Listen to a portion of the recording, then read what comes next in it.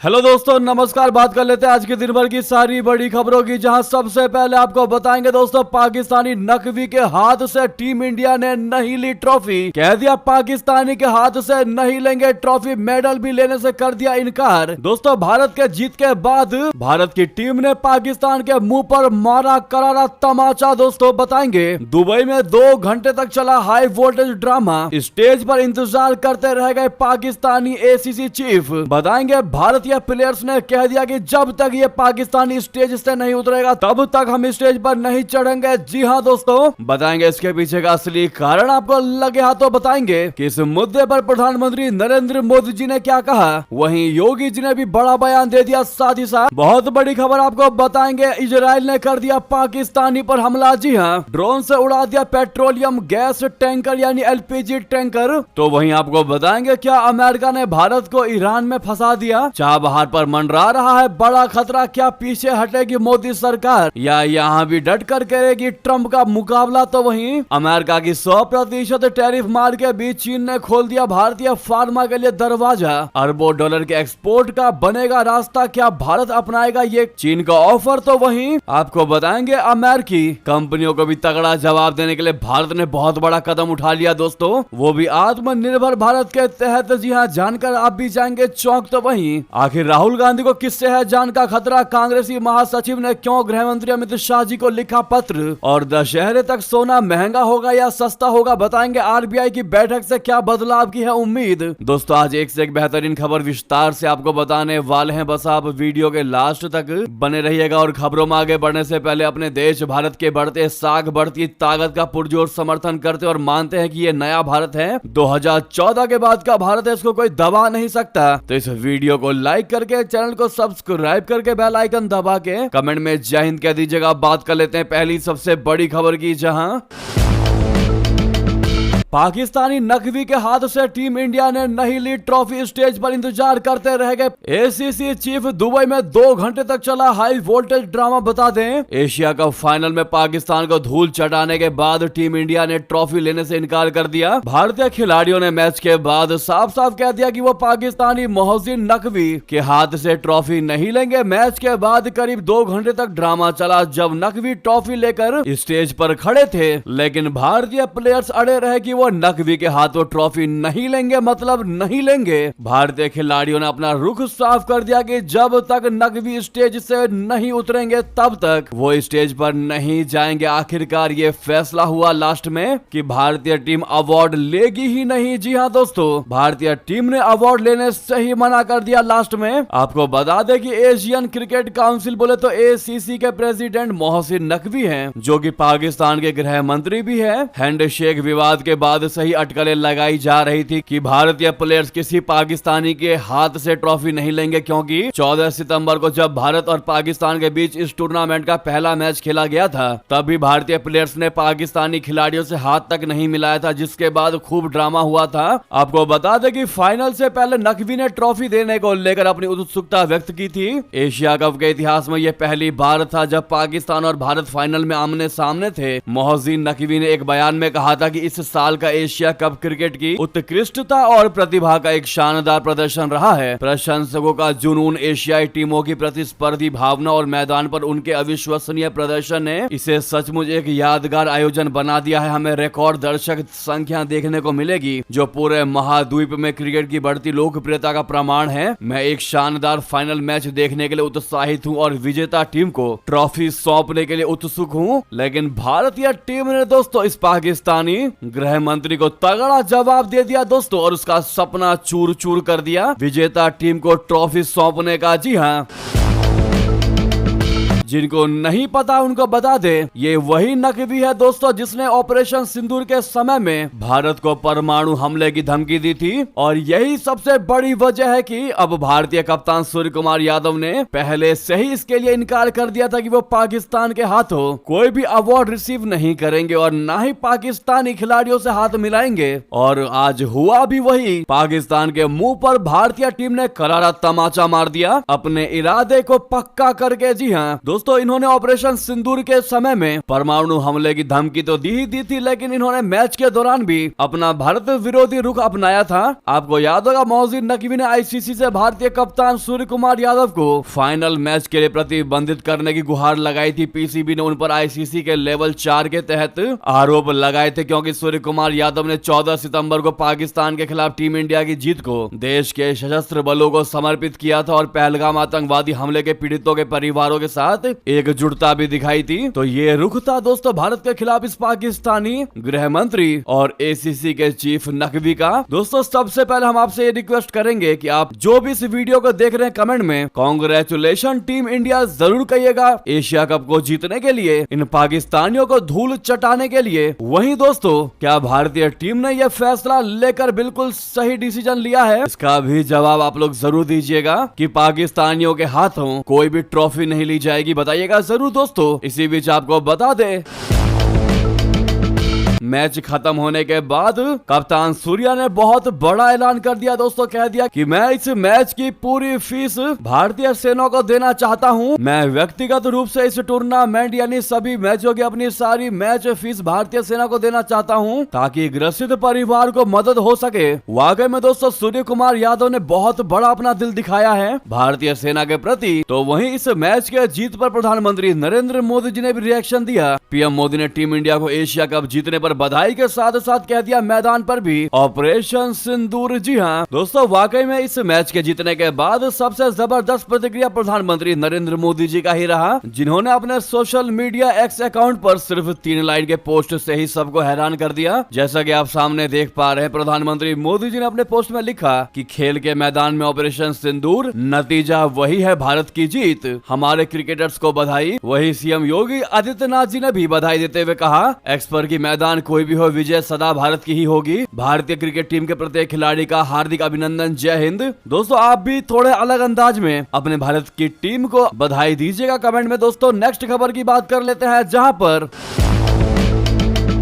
Yemen में LPG tanker पर Israeli drone हमला, जिस पर मौजूद थे पाकिस्तानी। दोस्तों 24 पाकिस्तानी थे सवार। हुती विद्रोहियों ने बंधक बनाया, 10 दिन बाद किया रिहा। बता दें पाकिस्तान के गृह मंत्री मोहसिन नकवी ने शनिवार को बताया कि 17 सितंबर को यमन के रास अल ईजा बंदरगाह पर इजरायली ड्रोन ने एक पेट्रोलियम गैस यानी एलपीजी टैंकर पर हमला किया। ये बंदरगाह हुती विद्रोहियों के नियंत्रण में है। टैंकर ईरान के बंदर अब्बास बंदरगाह से आ रहा था। इस टैंकर पर 27 चालक दल के सदस्य सवार थे, जिनमें 24 पाकिस्तानी थे, 2 श्रीलंकाई और 1 नेपाली नागरिक शामिल था। यहाँ तक कि टैंकर का कप्तान मुख्तार अकबर भी पाकिस्तानी था। जी हाँ, इससे पहले इजराइल ने 10 सितंबर को यमन की राजधानी सना पर भी हमला किया था। अल मजीरा टीवी के मुताबिक इस हमले में हुती रक्षा मंत्रालय को निशाना बनाया गया था। जी हाँ, नेतन्याहू पहले ही कह चुके हैं बख्शा किसी को नहीं जाएगा। जी हाँ, नेक्स्ट खबर की बात करें, जहाँ पर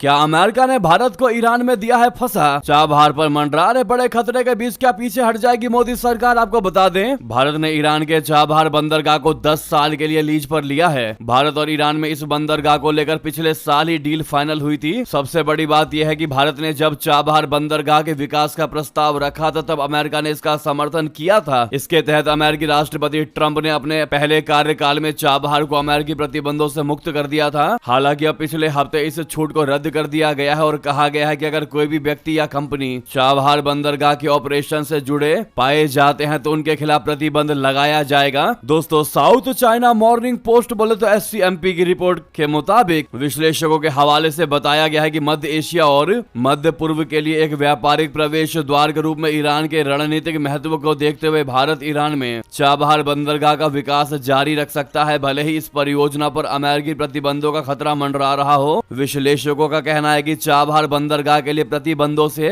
छूट वापस लेने से निर्माण और निवेश में देरी हो सकती है। साथ ही साथ अफगानिस्तान और उसके बाहर व्यापार बढ़ाने के भारत के प्रयासों में मुश्किलें आ सकती हैं। हालांकि भारत के पीछे हटने की उम्मीद बहुत कम है। दोस्तों पहले कभी चाइना हुआ करता था जो लगातार अमेरिका के चीजों का विरोध करता था, अमेरिका के फैसलों का विरोध करता था, अमेरिका के सामने डट कर खड़ा रहा करता था। और आज अपना भारत है दोस्तों, ये नया भारत जो अमेरिका के सामने सिर्फ डट डट कर ही खड़ा नहीं है दोस्तों, उसको करारा जवाब भी दे रहा है और अपनी स्वतंत्र नीति से क्लियर कह रहा है कि हम तुमसे डरने वाले नहीं हैं, अपना फैसला हम खुद लेंगे, लेते आए हैं, लेते हैं और आगे भी लेते रहेंगे। इस पर आप भारत को क्या सुझाव देना चाहते हैं दोस्तों, जरूर कमेंट में लिखकर बताइएगा। और भारत की बढ़ती पावर के लिए आप लोग वीडियो को लाइक करना मत भूलिएगा दोस्तों। रिक्वेस्ट आप सभी से, सामने लाइक का बटन अभी तक नहीं दबाया है तो लाइक का बटन दबा दीजिएगा। नेक्स्ट खबर की बात कर लेते हैं, जहां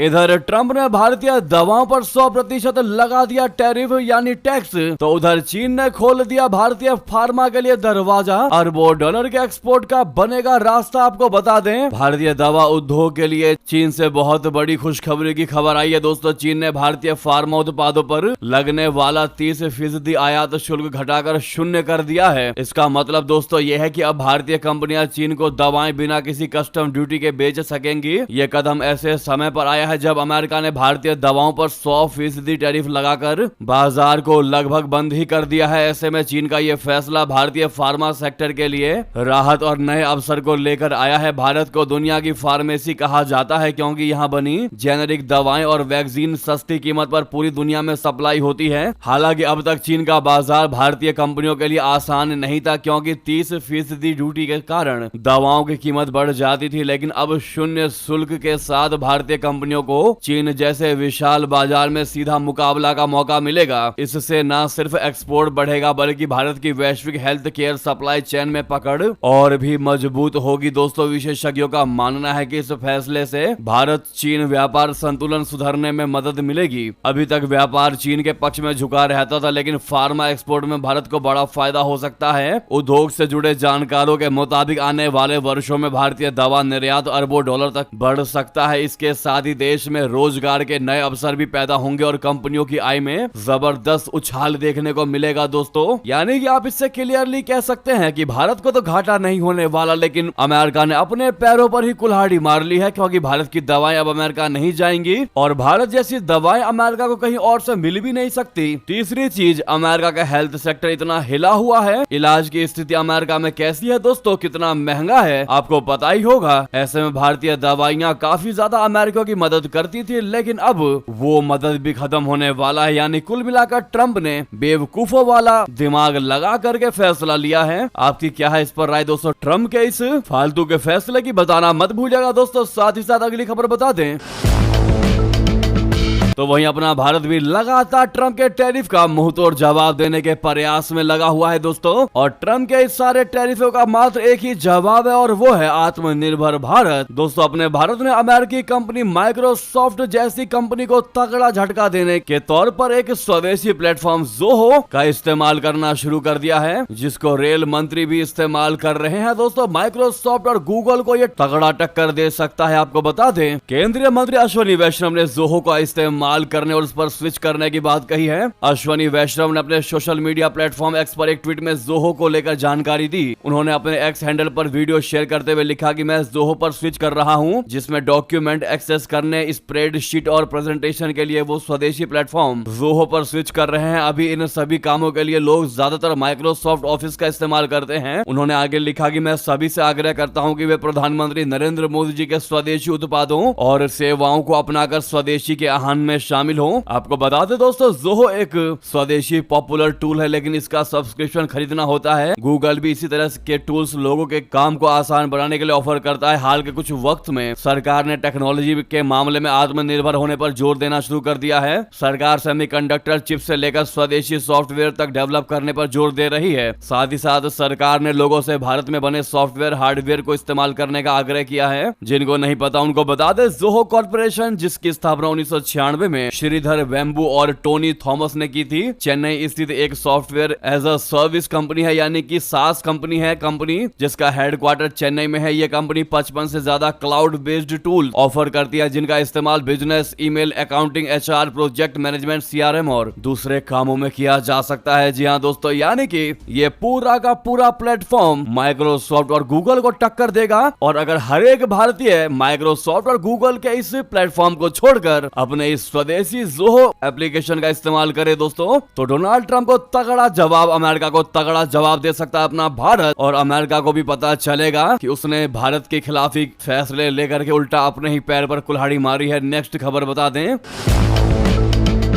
उधर अमेरिकी H-1B वीजा हुआ महंगा तो कनाडा अपना फायदा देखने लगा दोस्तों। दुनिया भर के पेशेवरों को कनाडा बुलाने की तैयारी करने लगा। पीएम कार्नी ने कहा कि जल्द इस पर हम नई पॉलिसी लेकर आएंगे। अमेरिकी राष्ट्रपति ट्रंप ने H-1B वीजा की फीस 6 लाख रुपए से बढ़ाकर 88 लाख रुपए कर दी। इस वजह से कई स्किल्ड वर्कर्स का वहां जाना मुश्किल हो गया है। अब इस पर कनाडा हालात का फायदा उठाने की कोशिश कर रहा है। कनाडाई पीएम मार्क कार्नी ने शनिवार को लंदन में पत्रकारों से कहा कि वे अमेरिका में काम करने वाले टेक्नोलॉजी सेक्टर के लोगों को कनाडा बुलाना चाहते हैं जो अब वीजा फीस बढ़ने से मुश्किल में पड़ गए हैं। उन्होंने कहा कि कनाडा की सरकार अपनी माइग्रेंट पॉलिसी की समीक्षा कर रही है और ऐसे स्किल्ड लोगों को अपने यहाँ बुलाने की योजना बना रही है। कनाडा के एक्सपर्ट्स मानते हैं कि वे लोग जो H-1B वीजा के जरिए अमेरिका आने की योजना बना रहे थे कनाडा का रुख करेंगे। स्मॉल और मिडिल रेंज वाले बिजनेस जो $1 लाख टैक्स नहीं चुका सकते वे कनाडा में अपना ऑफिस खोल सकते हैं। टोरंटो की फर्म पैसेज के CEO मार्टिन बजीरी के मुताबिक यह म्यूजिकल चेयर्स गेम की तरह है जहां अमेरिका ने उनके विकल्प खत्म कर दिए हैं और अब हाई स्किल्ड लोग बैठने की जगह ढूंढ रहे हैं। अब कनाडा के पास मौका है कि इन हाई स्किल्ड लोगों के लिए नई कुर्सियों की व्यवस्था की जाए। यानी कि आप कह सकते हैं दोस्तों, अमेरिका ने स्किल्ड लोगों को नकारा तो बाकी दुनिया के देश उसका फायदा उठाने की कोशिश में लगे हुए हैं, जिनमें से कनाडा भी एक है। जी हाँ दोस्तों, अगली खबर की बात करते हैं जहां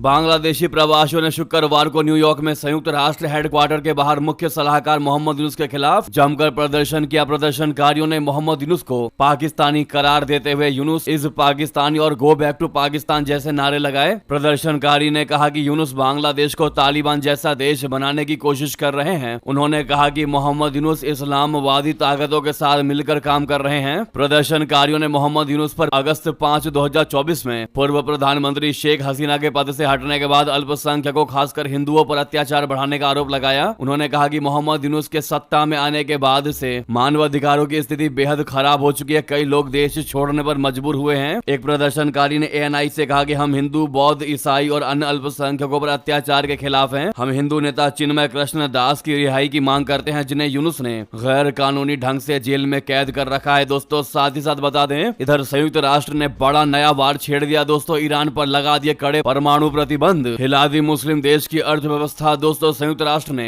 ईरान के परमाणु कार्यक्रम को लेकर रविवार तड़के उस पर फिर से प्रतिबंध लगा दिए, जिसके बाद पहले से ही मुश्किलों से जूझ रहे देश के लोगों की भविष्य को लेकर चिंताएं और बढ़ गई। संयुक्त राष्ट्र में अंतिम समय में कूटनीतिक प्रयास विफल होने के बाद रविवार को ईरान पर प्रतिबंध लागू हो गया। ईरान पर अब कई तरह की पाबंदियां लग जाएंगी, जिनमें विदेश में संपत्तियों पर रोक लगना, हथियार सौदों पर प्रतिबंध और बैलिस्टिक मिसाइल कार्यक्रम आगे बढ़ाने पर जुर्माना लगाए जाना आदि शामिल है। ये प्रतिबंध ऐसे समय में लगाए गए हैं जब ईरान आर्थिक संकट का सामना कर रहा है। अगली खबर की बात करते हैं जहां पाकिस्तान को अमेरिका के नजदीक जाता देख चाइना ने बड़ा खेल कर दिया दोस्तों। पाकिस्तान के साथ पाकिस्तान की लगा दी लंका। बता दें, चीन ने अमेरिका से बढ़ती नजदीकियों के बीच पाकिस्तान से दुश्मनी निकालनी अब शुरू कर दी है। उसने पाकिस्तान के दुर्लभ खनिज बहुल इलाकों तक अपनी पहुंच बढ़ा दी है। इसके लिए चीन ने अवैध रूप से सौंपे गए जम्मू और कश्मीर के इलाके तक सड़कों का एक जाल बिछा दिया है। इसकी शुरुआत तब हुई थी जब पाकिस्तान ऑपरेशन सिंदूर के दौरान भारत के साथ युद्ध में व्यस्त था। इस सड़क के रास्ते चीन इलाके में मौजूद दुर्लभ पृथ्वी तत्वों का ट्रांसपोर्ट कर सकेगा। वहीं पाकिस्तान ने इस इलाके में मौजूद खनिजों को लेकर अमेरिका के साथ समझौता किया है। एक रिपोर्ट में बताया गया है कि इस सड़क चीन के G214 से अलग होकर ओपरंग दर्रे को पार करके ओपरंग घाटी में प्रवेश करती है। यह सड़क बाद में शख्सगाम घाटी सड़क से मिल जाती है। ये भी कहा गया है कि इस सड़क को बनाने से पहले चीन ने पाकिस्तान को भी कोई जानकारी नहीं दी थी। यह सड़क पाकिस्तान अधिकृत कश्मीर को चीन से जोड़ने में मदद पहुंचा सकती है। जी हाँ, जियोपॉलिटिकल एक्सपर्ट्स नेचर देसाई के मुताबिक ये सड़क अवैध रूप से सौंपे गए भारतीय क्षेत्र शख्सगाम घाटी में पाकिस्तान का एकमात्र प्रवेश द्वार शिमशाल दर्रे से होकर जाता है। जब पाकिस्तान रक्सम और शख्सगाम घाटी चीन को देने के लिए सहमत हुआ तो उसने ओपरंग घाटी को एक बफर के रूप में पाकिस्तान में ही रखा। ऐसे में जब पाकिस्तान अमेरिका को दुर्लभ खनिजों को उपहार में दे रहा है, ऐसे में चीन चुपचाप वो सब हड़प रहा है जो उसके पास होना चाहिए। ओपरंग घाटी के खनिजों पर चीन की पूरी नजर है दोस्तों। इसे क्लियरली देखा जा रहा है कि वो अमेरिका वाले एंगल को लेकर पाकिस्तान को तगड़ा जवाब देने की कोशिश में है। वहीं आपको बता दें, नेपाल जेंजीज आंदोलन में हिंसा पर आयोग हुआ सख्त, पूर्व पीएम ओली समेत बाकियों के कर दिए पासपोर्ट जब्त। जी हां, नेपाल के पूर्व पीएम देवबा का पासपोर्ट रद्द हुआ। ओली सहित 5 नेताओं के काठमांडू छोड़ने पर रोक लगा दी गई। नेपाल के जेंजीज आंदोलन के दौरान युवा प्रदर्शनकारियों पर हुई गोलीबारी की जांच के लिए गठित न्यायिक आयोग ने पूर्व प्रधानमंत्री केपी शर्मा ओली सहित 5 प्रमुख व्यक्तियों को बिना अनुमति काठमांडू छोड़ने से रोक लगा दिया। सुप्रीम कोर्ट के रिटायर्ड जस्टिस गौरी बहादुर कार्की की अध्यक्षता में गठित इस आयोग ने यह निर्देश जारी किया। केपी शर्मा ओली समेत कई नेताओं के पासपोर्ट रद्द करने के निर्देश दे दिए गए हैं। आयोग के आदेश में इन 5 लोगों में पूर्व प्रधानमंत्री केपी शर्मा ओली, पूर्व गृह मंत्री रमेश लेखक, तत्कालीन गृह सचिव गोकर्ण मणि दोवाड़ी, आंतरिक खुफिया विभाग के प्रमुख हुतराज थापा और काठमांडू के तत्कालीन जिलाधिकारी छवि रिजाल शामिल है। इन सभी पर आयोग ने कड़ी निगरानी रखने और आयोग की अनुमति के बिना काठमांडू से बाहर न जाने का निर्देश दिया है। यानी कि अब दोस्तों ये लोग नेपाल देश को नहीं छोड़ पाएंगे। साथ ही साथ बता दें, नेपाल की जेलों में लौट गए 7,700 से ज्यादा कैदी। जेंजीज प्रदर्शनों के दौरान हो गए थे ये फरार। जी हां, जेंजीज विरोध प्रदर्शनों के दौरान नेपाल की विभिन्न जेलों से भागे 7,700 से अधिक कैदी या तो वापस लौट आए या उन्हें उनके संबंधित हिरासत केंद्रों में वापस लाया गया है। प्राधिकारियों ने रविवार को यह जानकारी दी। जेल प्रबंधन विभाग के अधिकारियों के मुताबिक 8 और 9 सितंबर को जेंजेड प्रदर्शन के दौरान देश भर के हिरासत केंद्रों से कुल 14,558 कैदी भाग गए थे। सुरक्षा बलों के साथ झड़प के दौरान 10 कैदियों की तो मौत तक हो गई, जबकि 7,735 कैदी जेलों में लौट आए हैं। कुछ कैदी स्वेच्छा से वापस लौट आए हैं, जबकि अन्य को सुरक्षा बलों ने गिरफ्तार करके लाया है। बाकी कैदियों की छानबीन चल रही है। दोस्तों नेक्स्ट खबर बता दें,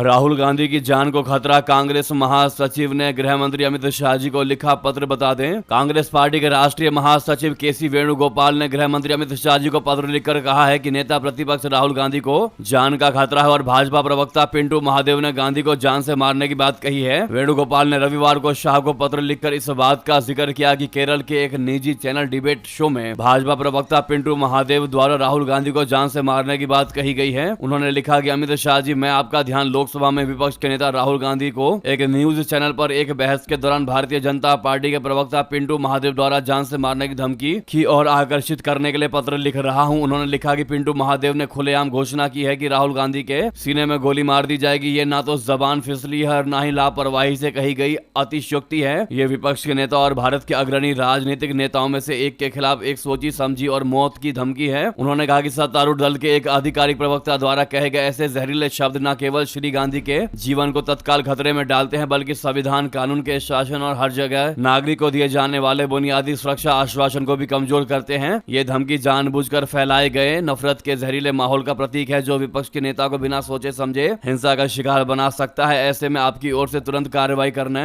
की मांग करता हूं। ये कहना है दोस्तों केसी वेणुगोपाल का पत्र के जरिए अमित शाह जी को। हालांकि इसकी सच्चाई क्या है, इसकी जांच करना बाकी है दोस्तों, लेकिन आप लोग क्या अपनी राय देना चाहेंगे बताना बिल्कुल मत भूलिएगा। वहीं आपको बता दें, जिस होटल में रुका था तौकीर रजा, उसे किया गया सील। बरेली के पड़ोसी जिलों में हाई अलर्ट दोस्तों। उत्तर प्रदेश के बरेली में आई लव मोहम्मद अभियान के समर्थन में हुए प्रदर्शन के दौरान हुई हिंसा के बाद सुरक्षा बढ़ा दी गई है। शनिवार की रात बरेली पुलिस ने मौलाना तौकीर रजा खान और उनके साथ साथियों समेत कुल 39 लोगों को गिरफ्तार किया। इन गिरफ्तारियों के बाद पड़ोसी जिलों में प्रशासन ने हाई अलर्ट जारी कर दिया। बवाल के दौरान मौलाना तौकीर रजा जिस होटल बोले तो स्काई लार्क में रुके थे, उस होटल की नपाई कराई जा रही है। सूत्रों के हवाले से खबर है कि हो सकता है कि इस होटल के कुछ हिस्से अवैध हैं। बरेली विकास प्राधिकरण द्वारा होटल स्काई लार्क को सील कर दिया गया है। वहीं अंतिम खबर आपको बता दें,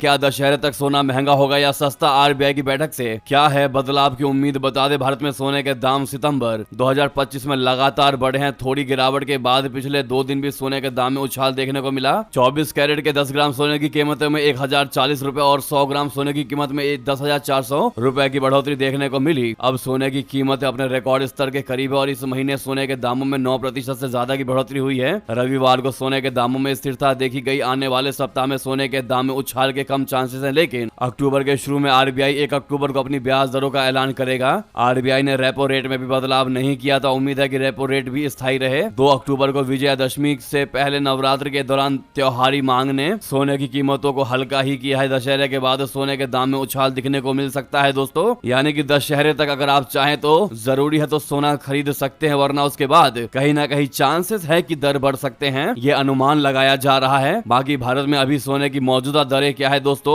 वो आप सामने स्क्रीन पर देख पा रहे होंगे। हालांकि सोने के दामों को लेकर, बढ़ते दामों को लेकर खासकर आपका क्या कहना है बताना बिल्कुल मत भूलिएगा। लगे हाथ तो इस वीडियो को लाइक करके, चैनल को सब्सक्राइब करके, बेल आइकन दबा के कमेंट में जय हिंद अवश्य कह दीजिएगा दोस्तों। तो मिलते हैं आपसे अगली बड़ी खबर में। यहां तक बने रहने के लिए आप सभी का बहुत बहुत धन्यवाद, बहुत बहुत आभार। जय हिंद, जय भारत।